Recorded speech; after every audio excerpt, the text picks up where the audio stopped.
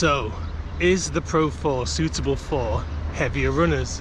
And a heavier runner apparently is classified as anyone over 78 kilograms. I'm currently 6'4" and 93 kilograms this morning. So I think I qualify in that heavier runner category. I'm also in the middle of a weight loss journey. I've lost 22 kilograms. I was 20 kilograms. So I've lost 20 kilograms. I was 113 kilograms. I weighed in this morning at 93. So kind of halfway through a bit of a transformation, I hope. So I got the Pro 4 a few days ago. After I did my long run on Sunday, I then used it for a fartlek run on Monday, and as a long-term user of a Pro 3, so I've run in a lot of Adidas shoes. My last shoe that I was doing most of my running in was a Pro 3. All of the problems, if you've ever worn a Pro 3, anything that's wrong with the Pro 3 has been corrected in the Pro 4. The lockdown on the laces at the front, they had these silly little loops, those have gone. The lockdown now is much better. The fabric that they're using is kind of a smoother fabric, a lighter fabric. It feels like almost like an anorak fabric, where the old fabric was quite coarse and textured and good, but quite it's very different kind of feel. The Light Strike Pro foam has been recompositioned, so it seems to be a little bit softer, but still definitely firm enough to take my weight when I'm running in it. It seems as if also they have lowered where the energy rods are inside the foam, so it seems to be much lower in the front, which definitely seems to give me a better transition and just generally better for my stride. It just feels better.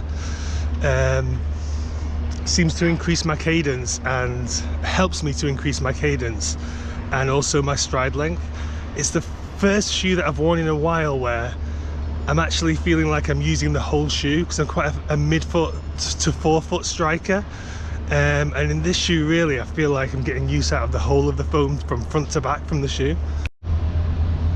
So I'm currently on week 8 of a marathon block training. So I'm not doing it for any other reason. I'm not training for a marathon, I'm not training for a race. I'm doing it as a challenge, just for myself. I'm obviously making exponential gains as I go. But now when I'm running easy pace runs, I'm smashing this current set of PRs. So where at the beginning of my training I was going all out for a 5k or a 3k as tests, I'm now smashing those numbers on an easy run, so I'm making kind of huge gains. But with that in mind, got an interval run today, 1 hour 10 minutes. We're going to start off slow and then have some more comfortable, quicker paces, just kind of prolonged paces in between. I usually run in the evenings. It's currently daytime, 3 o'clock. We're in the United Arab Emirates, so it's winter time. Still warm. I think it's around 24 degrees today. I've got one gel pack with me to keep me hydrated and energized. I had some electrolytes before I came out. And with that in mind, we're going to test out and see how the Pro 3 does for me. Okay, headphones in, 7 minutes, easy. Now I'm doing 7 minutes, still warm up. I'm going to bring my heart rate to the top of zone 2, which for me is about 135. Shoes feeling amazing. Very soft underfoot, not like a plated shoe. That first kilometre was 6:30 per kilometre, and the app is telling me to slow down, but with my heart rate so low I can't really slow down. Shoe feels amazing underfoot. Obviously it's not carbon plated, it's got the energy rods, and to something like a Vaporfly, feels very, very different, very much like a foam shoe, but I'm getting awesome return out of it. I'm approaching the end of my warm-up. That second 7 minutes increased my heart rate to 135, 137. That's kind of the top of my zone 2. I think I came through the last kilometre in 6:18. The app is telling me to slow down. wants me to do 7:30, but my health, cardiovascular health has improved so much that to do that I would be back in zone 1 running way too easy. So now it's time for the first interval and some comfortable pace, harder work. It's saying 6:30, but 6:30 is now my easy pace. So let's see, maybe just under 6 minutes, 5:50, let's go. First interval done, heart rate was about 145, time around 5:45, just kind of what I was forecasting, and now I'm in 2 minutes recovery. Okay, that's the end of the second interval, 145 heart rate, kilometer time about the same, 5:45. I'm just focusing on cadence, end of the second 2 minute rest, heart rate's back down to 136. Last 2 minutes of interval 3, heart rate 147. I've just had my first runner's high of the session. Now I'm easing off, 2 minutes slow, get my breath back. I'm running up a hill, so I'm going to slow it right down. End of the last 8 minute comfortable interval. Now in the cool down portion of the run, after the 4 8-minute intervals with 2 minute rests, 2 minute slows. I'm into 7 minutes. 7 minutes. Easy, but like fast easy, so I'm trying to stay in the top of zone 2. 135 beats per minute for me.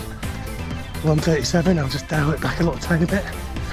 And then I'll have to finish 7 minutes slow. Bring my heart rate down to like 125. Again, if I was 20 years younger, that'd be like in the 140s, I guess. So I just crossed 10k whilst doing my slow pace. 10k in 102. And the Pro 4, even at this really low speed, just feels super squishy underfoot, but giving me a really nice bounce, even at 94 kilograms, 93 kilograms.